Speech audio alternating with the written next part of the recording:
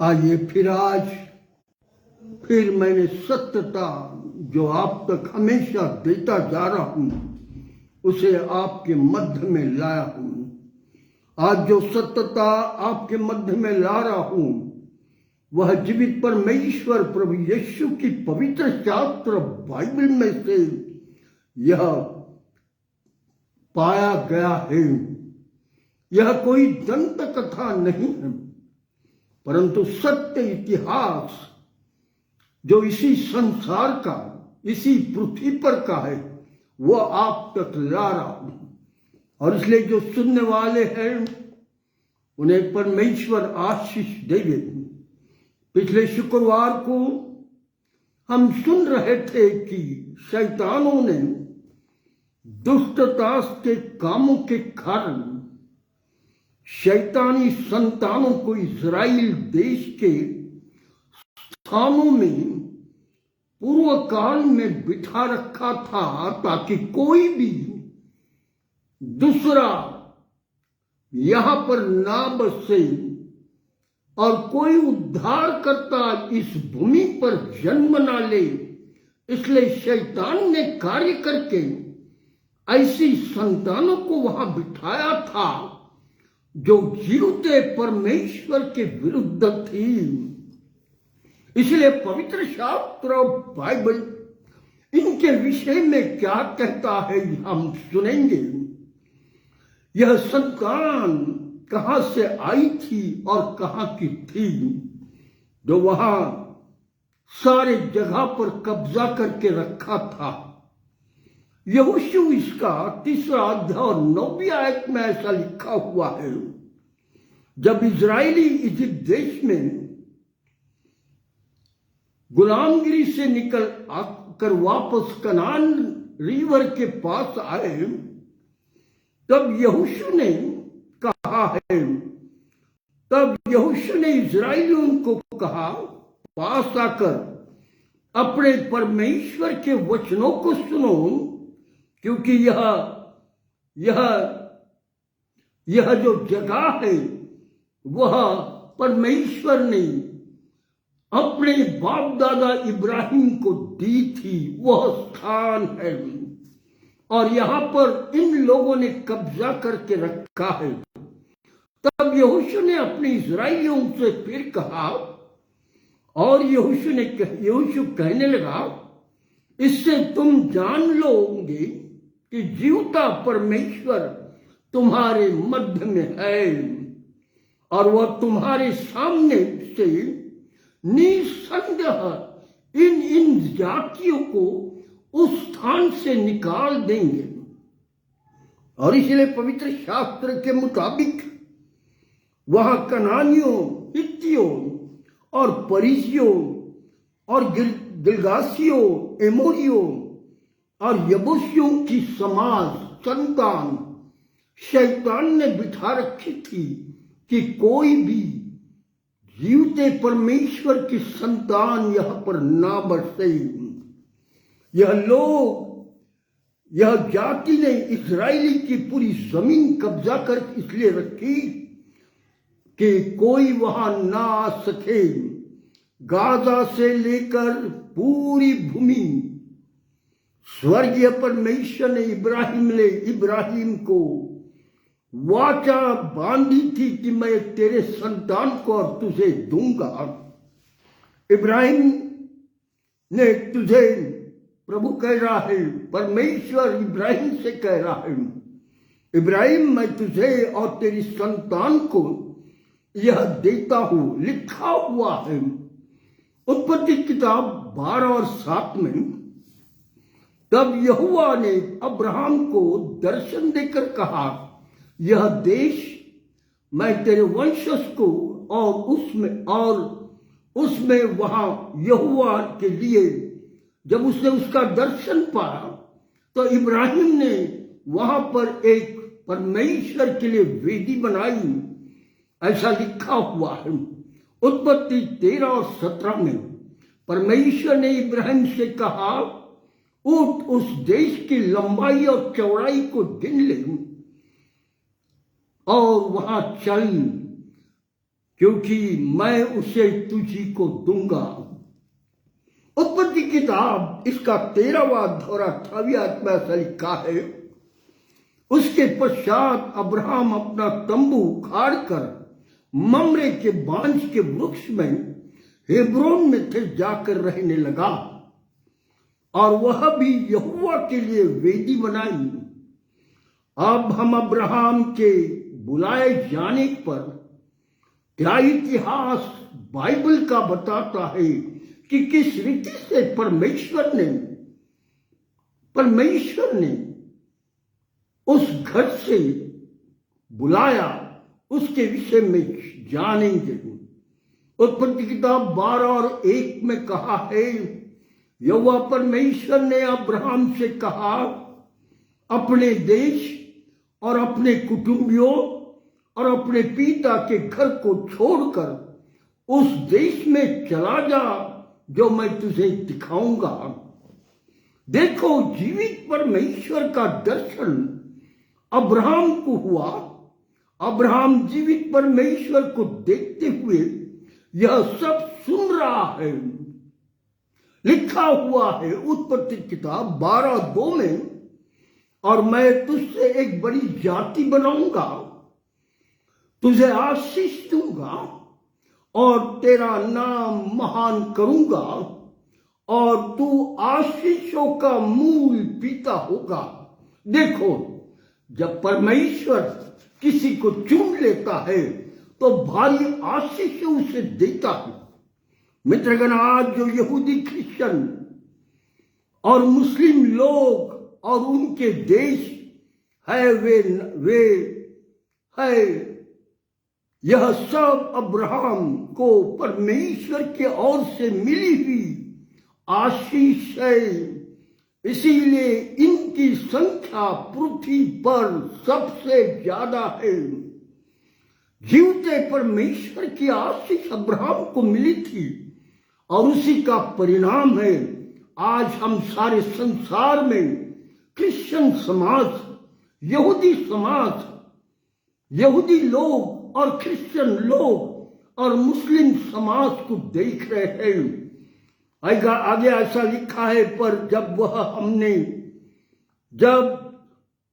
जब हम अपने गुनाहों से तौबा कर लेते। मित्रगण, पवित्र शास्त्र बाइबल ऐसा बताता है, अब्राहम नम्र हुआ। अब्राहम ने परमेश्वर की इच्छा को जान लिया। अब्राहम ने पूरा विश्वास कर दिया स्वर्गीय परमेश्वर जीवित है। तब अब्राहम का जीवन बदल गया। पर जब अब हम अब्राहम की संतान तब हो सकते जब हम गुनाहों से अपने तौबा करते और खुदावन ईसा मसीह के लहू पर ईमान रखते। हाँ भाई बहन, अगर मुझे कहना है मैं इब्राहिम के घराने का हूं, इब्राहिम के खानदान का हूं, इब्राहिम अलैहिस्सलाम पर मैं विश्वास करता हूं, तब इस बात को ध्यान में रखना होगा, मुझे और आपको पश्चाताप करना होगा।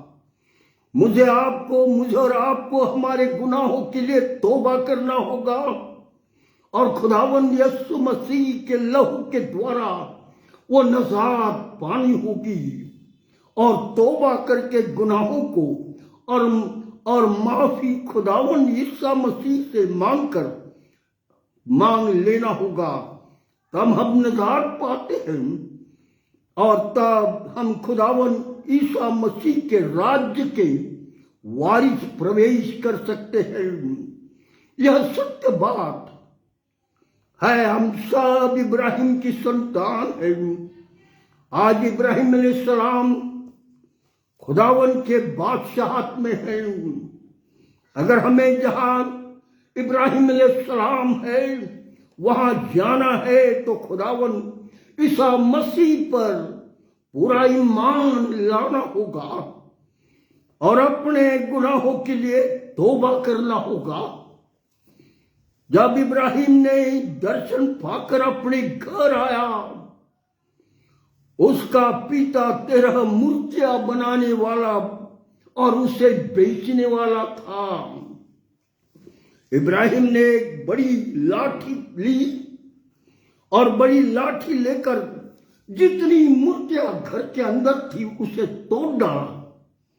जब वो तोड़ने लगा तो उसका पिता तेरह इस बात को देखकर बड़ा डर गया और कहा, अब्राहम तूने ये क्या किया? तब अब्राहम ने अपने पिता को, जो उसने अपने आंखों से और कानों से देखा, उन सारी बातों को पिता को बताया कि मैंने किस कदर स्वर्गीय परमेश्वर जो जीवित है उसका दर्शन पाया और उसके दर्शन के अनुसार मैंने ये काम किया, क्योंकि सारी मूर्तियां जो तू बनाता है पिता वो सब शैतानी है और इसलिए मैंने उसे तोड़ डाला। इसलिए उत्पत्ति किताब इसका 12वां अध्याय और 3रे आयत में ऐसा लिखा, और अब्राहम जो तुझे आशीष दे मैं उसे आशीष दूंगा। अब्राहम, परमेश्वर अब्राहम से कह रहा है, जो तुझे आशीष देगा मैं उसे आशीष दूंगा, पर जो तुझे कोसेगा उसे मैं शाप दूंगा और भूमंडल के सारे कुल तेरे द्वारा आशीष पाएंगे।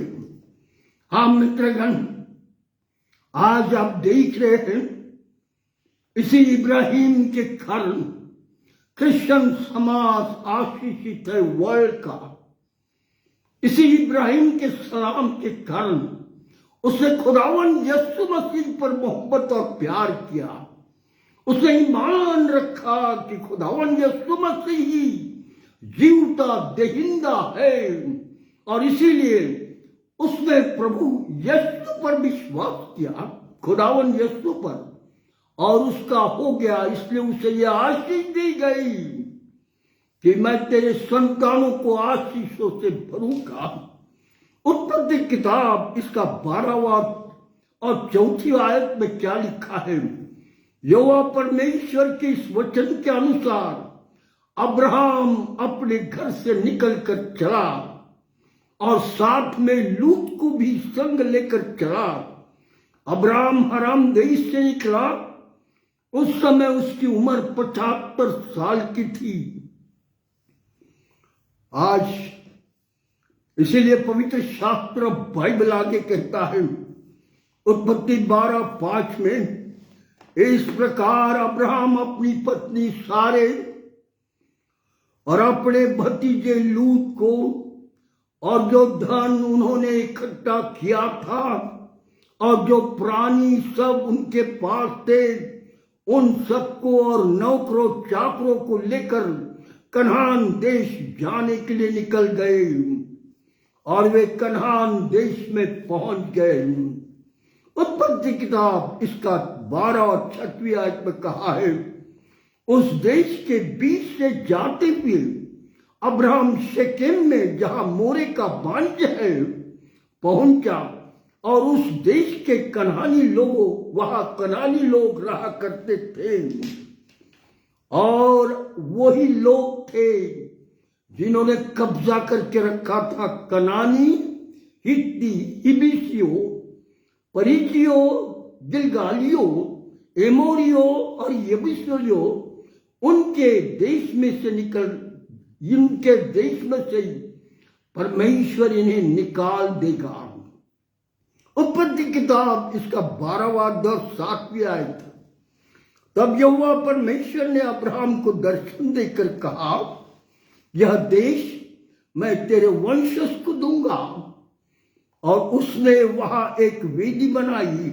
मैंने यहोवा परमेश्वर का दर्शन पाया। हाँ मित्रगण, उत्पत्ति किताब इसका 13 और 1 आयत में कहा है, तब अब्राहम अपनी पत्नी और अपने सारी संपत्ति लेकर लूत को भी संग लिए हुए मिस्र को छोड़कर कनान के दक्षिण देश में आया। पवित्र शास्त्र इतिहास सत्य बताता है, गांव का नाम, समय, ठिकान और सब कुछ वो दंत कथा नहीं है। इसलिए उत्पत्ति किताब 13 और 2 में कहा है, अब्राहम भेड़ बकरी गाय बैल और सोना रुपया का बड़ा धनी था। फिर वह बेतेल के पास पहुंचा जहां उसने पहले तंबू खड़ा किया था। यहां लूत के पास भी, जो लूत अब्राहम के साथ चला था, भेड़ बकरी गाय बैल सब धनी और तंबू और अपने नौकरों चाकरों को लेकर निकला। इन दोनों के पास नौकर चाकर भी बहुत थे। कुछ दिनों के पश्चात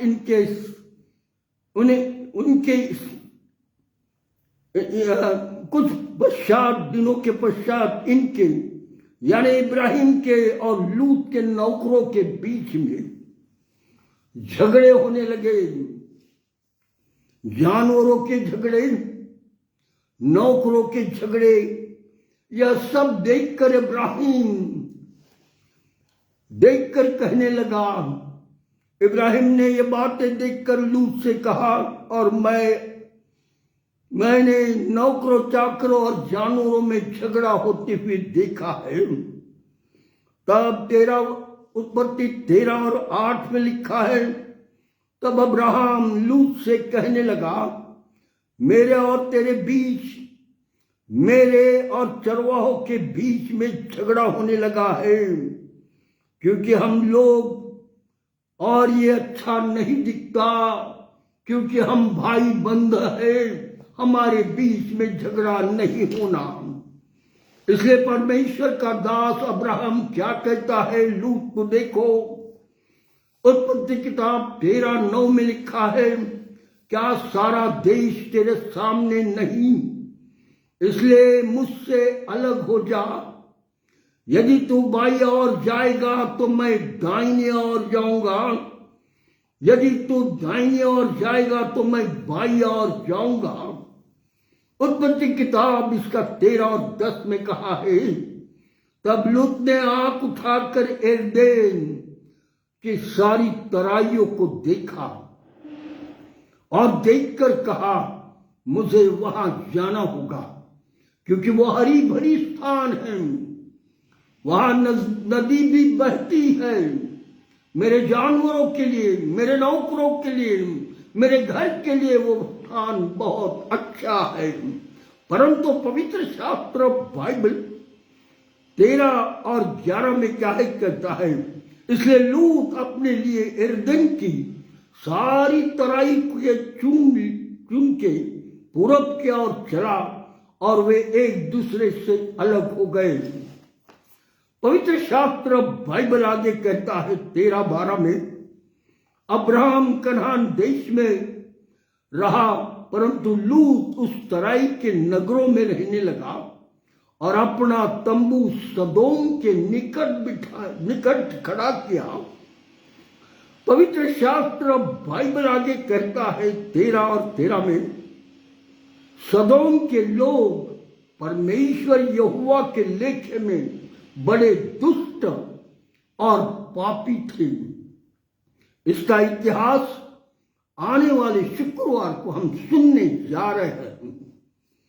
हाँ मित्रगण, यह प्रांत, यह गांव, यह स्थान दुष्ट लोगों से भरा हुआ था और पाप और बुराई। इस प्रांत के लोग परमेश्वर पर विश्वास नहीं करते थे। इस प्रांत के लोग परमेश्वर पर विश्वास तो नहीं करते थे और परमेश्वर का भय तक नहीं मानते थे।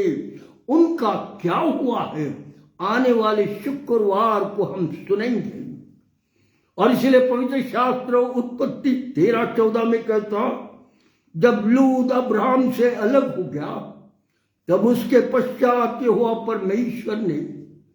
परमेश्वर से कहा, वो आंखें उठाकर जिस स्थान पर तू है, अब्राहम से कहा, वहां से उत्तर दक्षिण पश्चिम चारों ओर दृष्टि कर। और फिर अब्राहम देखने लगा सब तरफ, और ऐसा लिखा है 13:15 में, क्योंकि जितनी भूमि तुझे दिखाई देती है उस सब को मैं तुझे और तेरे वंशज को युग युग के लिए दूंगा। आज इस्राएल देश उसी भूमि पर बसा है, यह सत्य था जिसे परमेश्वर ने 4,500 वर्ष पूर्व इब्राहिम से कहा था। 4,500 वर्ष पूर्व इब्राहिम से बात की थी। आज इस्राएल देश उसी भूमि पर बैठा है।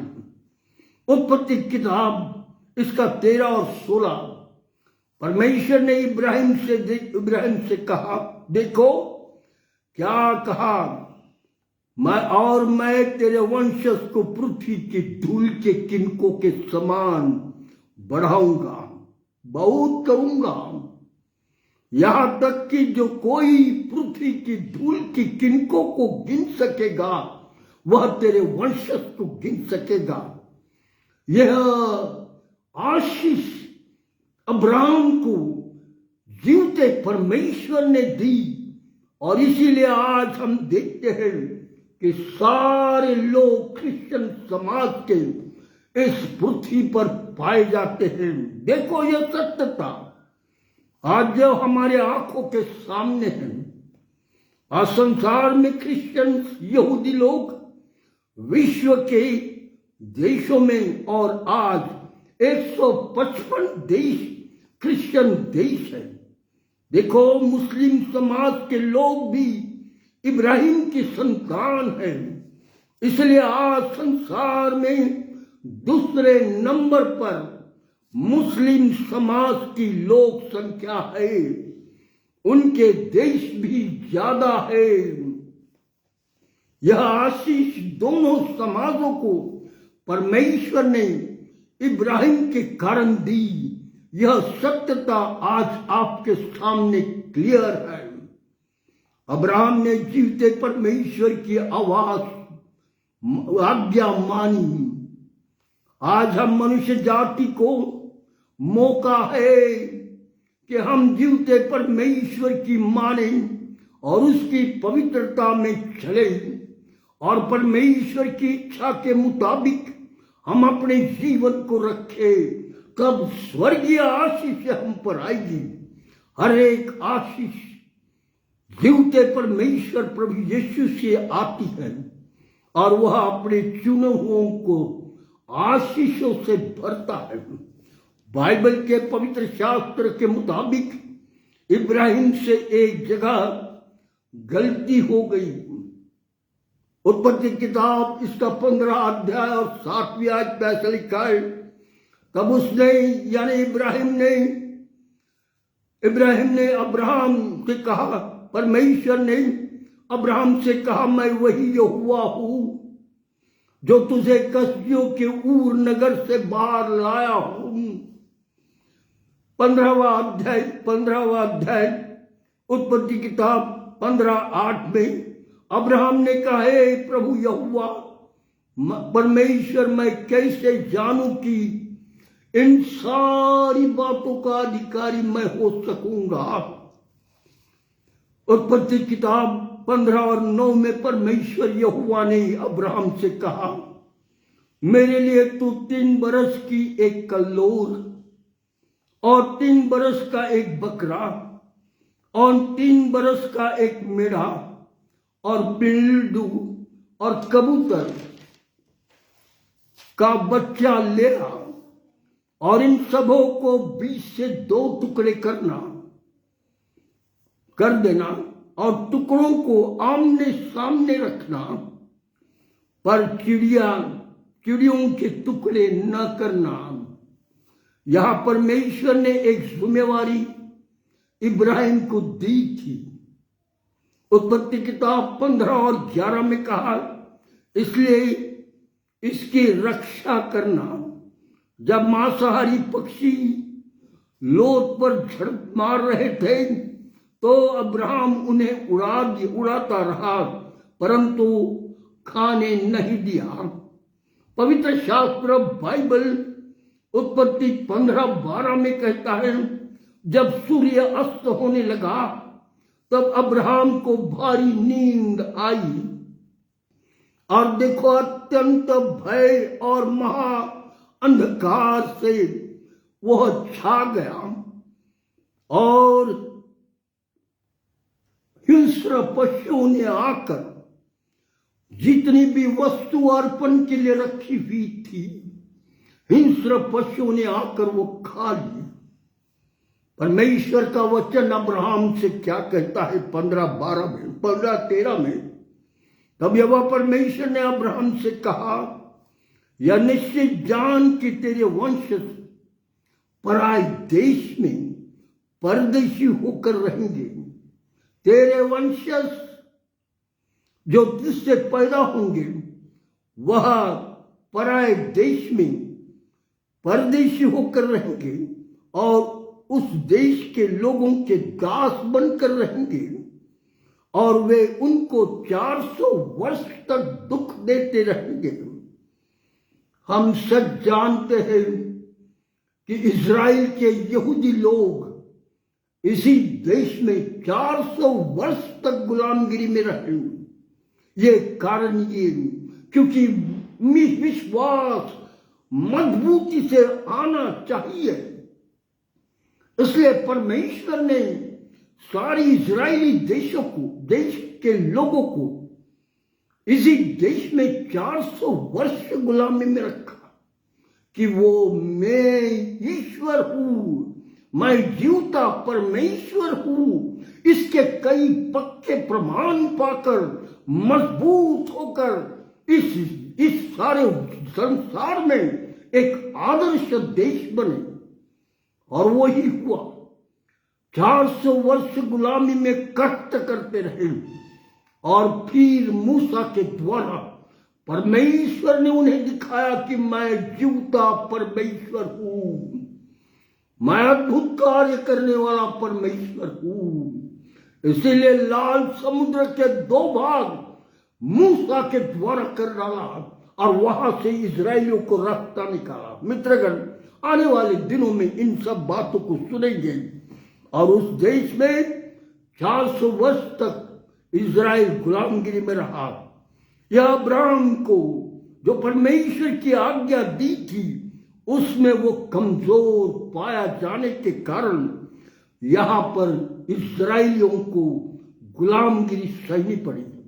या अब्राहम को जागते रहना था क्योंकि परमेश्वर ने उसे एक बलिदानों की रक्षा करने के लिए कहा था और परमेश्वर इजरायली समाज को विश्व में मजबूत करने के लिए इसी देश में 400 वर्ष गुलामी में रखा ताकि इजराइल यहूदी मैं ही उनका जीवता परमेश्वर हूं ऐसा वो कह सके।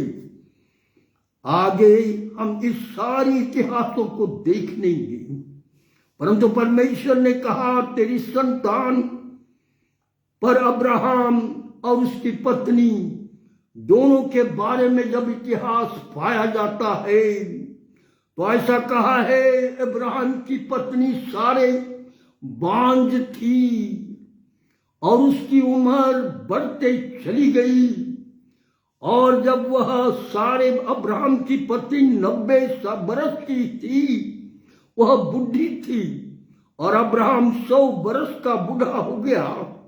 पर जब अब्राहम उसकी पत्नी ममरे के बांझ के स्थान पर तंबू डालकर रह रहे थे तब सारे ने इब्राहिम से कहा मैं तो बूढ़ी हो गई, मुझे एक संतान चाहिए। 90 बरस की बूढ़ी सारे अब्राहम की पत्नी अब्राहम से कह रही है कि मुझे एक संतान इस बुढ़ापे में चाहिए। लिखा हुआ है उत्पत्ति 16 और 1 में अब्राहम की पत्नी सारे के कोई संतान न थी।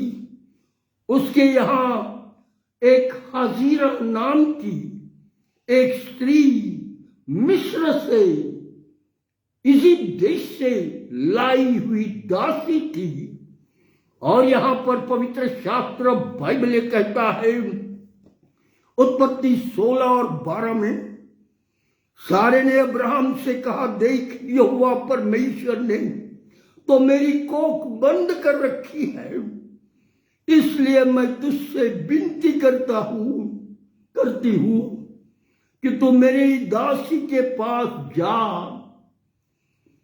संभव है कि मेरा घर उसके द्वारा बच जाए। सारे की यह बात अब्राहम ने मान ली। कनान देश में रहते समय यह हुआ, क्योंकि कनान में 10 वर्ष बीत चुके थे।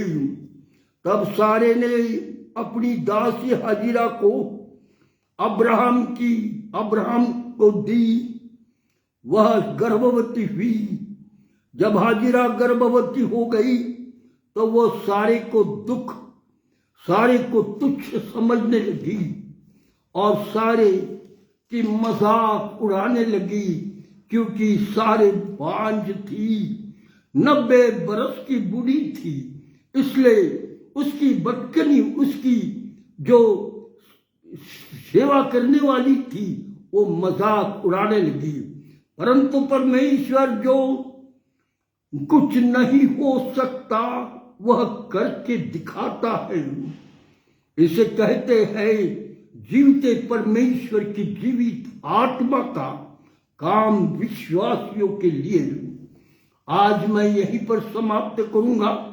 आने वाले शुक्रवार हम आगे का इतिहास सदोम अमोरा के लिए और इब्राहिम की पत्नी सारा, इब्राहिम की बटकनी हाजिरा का जो संतान पैदा हुए, उसके विषय में परमेश्वर ने क्या क्या कहा, यह सब सुनेंगे आने वाले शुक्रवार को। आज मैं यही समाप्त इसलिए करूंगा क्योंकि इतिहास आगे और बढ़ूंगा तो लोग नहीं सुनेंगे। मित्रगण, यह सत्य इतिहास इसलिए बताता हूं कि मेरे देश के लोग इतिहास को नहीं जानते, मेरे देश के लोग सत्यता को नहीं समझते, और इसीलिए आज जो कुछ भी वातावरण क्रिश्चियन समाज के लिए ठीक ठिकानों में दिख रहा है, और उन सारी बातों का कारण यही है कि लोग सत्यता को नहीं जाने हैं।